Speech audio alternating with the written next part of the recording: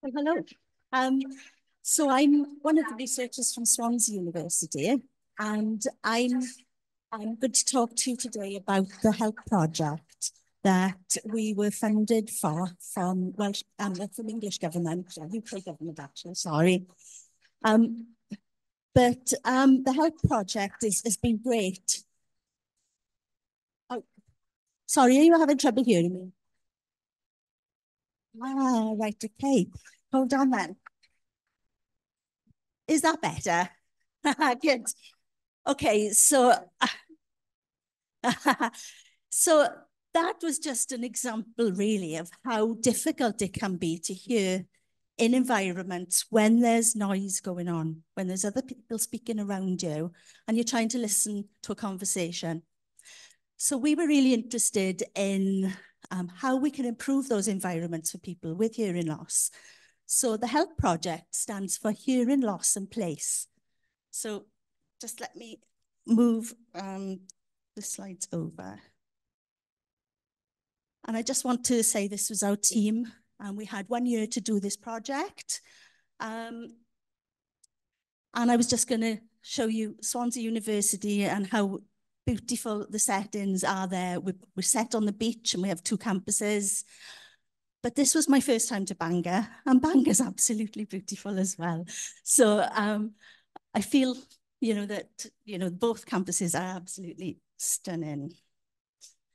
So my topic is, I'm just going to tell you some information really, firstly, about hearing loss. So in the UK, even though I've said that there's 11 million people, there's now 12 million people in the UK who have hearing loss.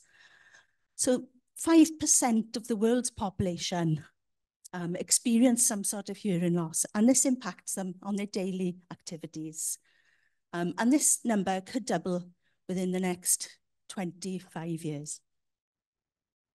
In England alone, there's 10 million people with hearing loss, 1 million in Scotland, 610,000 people in Wales, and 320,000 people in Northern Ireland. So 7 out of 10 of us will experience hearing loss by the time we're 70. But if you look at the Welsh Government figures and saying that people are older adults when you reach 50 years old, 40% of people over 50 will have hearing loss.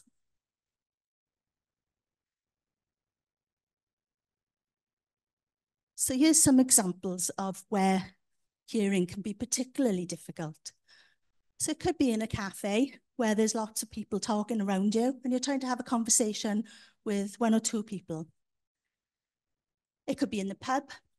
It could be at a family gathering. It could be in the dining hall of a care home, which makes it really difficult to hear. And there's also other places such as public transport, where you've got the background noise of the trains and the buses, and you've got people talking, babies crying. But then you've also got hearing difficulties perhaps in medical settings, where the rooms are very clinical, there's no soft furnishings, so that makes it very, very difficult to hear. And of course, you can see in the one picture, there's people wearing masks. That makes it even more difficult for people who have hearing loss. Oops, sorry. So why is it important to look at hearing loss? So that we know now that hearing loss is a risk factor for the development of dementia.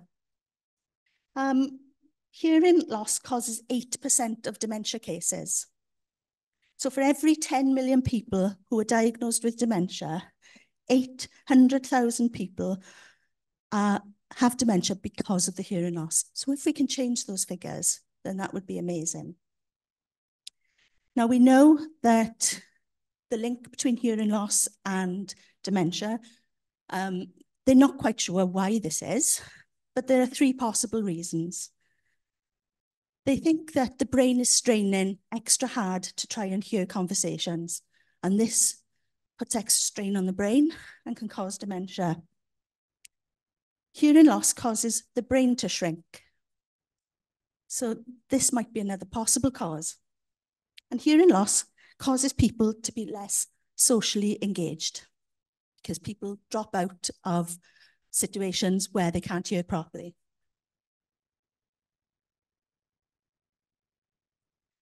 So in our study, we decided to try to look at a number of these factors, and the overall aim was to improve these environments for people who've got hearing loss.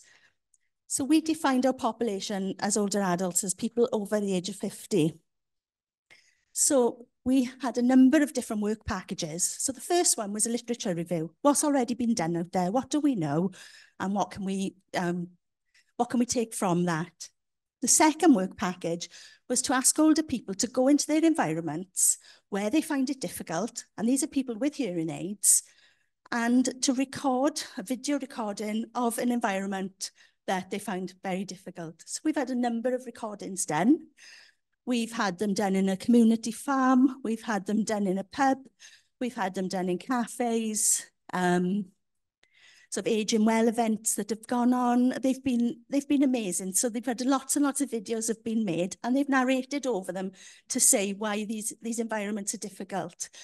And we're putting these together, and we're going to make these into a collection of films to describe, to highlight really the problems people were having.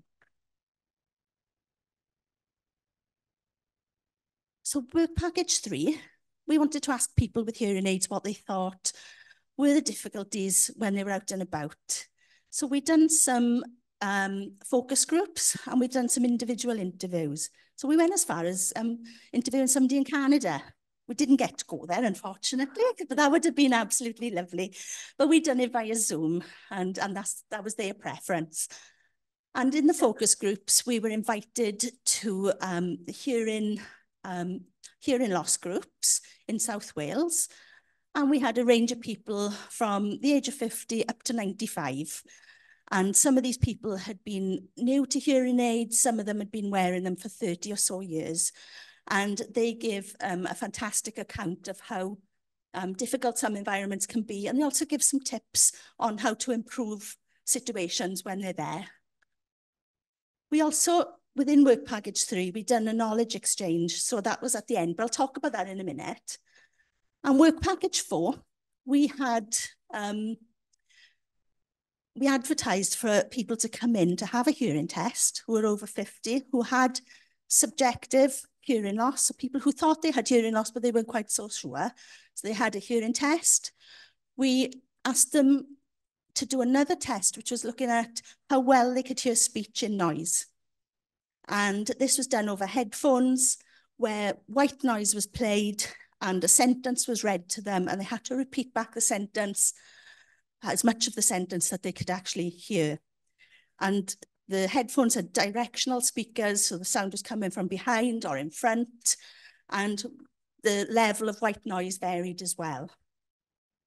The other part of the study within that was they had a range of tasks they had to do on an iPad. So this was testing their cognition.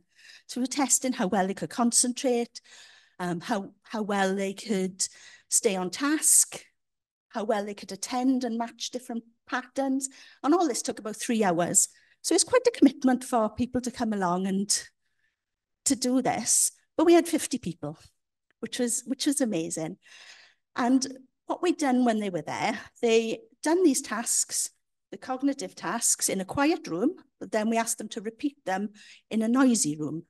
And those noises that I played at the beginning, cafe noises, was the noises they were put through. So they had to sit through that and do a task. And we wanted to see whether that was important, whether it made a difference to them. Andrea? Oh, sorry. Okay.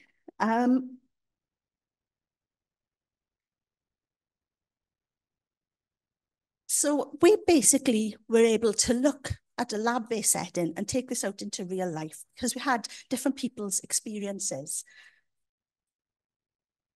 So we listened to them, we tested them, we searched for the most up-to-date evidence, and we had them filming, which was great.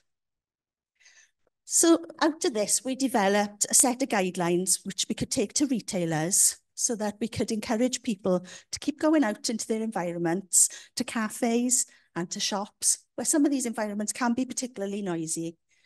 So we came up with a set of guidelines from all this evidence that we collected, and we took them to a workshop in Swansea University, which included retailers from Boots, Marks and Spencer's, older people with hearing loss and hearing aids. Some of these people had taken part in our study. Some of them had only just heard about it, so they came along as well. And we discussed the guidelines that we had put together to see whether it was correct. And we asked them to rank these in order of importance as well, because we know sometimes you get something, you might only read the first 2 bullet points, and we wanted to make sure that that gets across. So we wanted to optimize communication spaces. Clear line of sight, make sure you're looking at people. So this is guidance for retailers and cafes. Clear line of sight so that they can see you. Don't go shouting, because if you've got hearing loss, that's really counterproductive. Making eye contact with people. And they were talking about how assumptions were made, that they were stupid because they had hearing loss. So it's perhaps educating staff that people are not stupid because they can't hear properly. It's about recognising the acoustic challenges. So every environment is different. If you look here, it's got some soft furnishings, but it's got really high ceiling. It's got wooden floors. You get the reverberation of the sound. And it's about creating this clear communication between people. So, as I say, trying to encourage cafes to put some soft furnishings in because it absorbs the sound. It's better for people.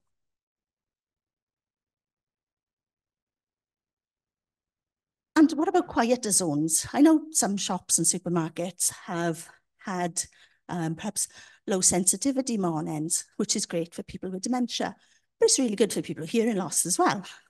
It's good for people who are autistic. So we want to encourage more of this and having quieter zones, perhaps within cafes, away from the coffee machines, so that it's perhaps in a corner somewhere, so they have the walls behind them so they can hear better.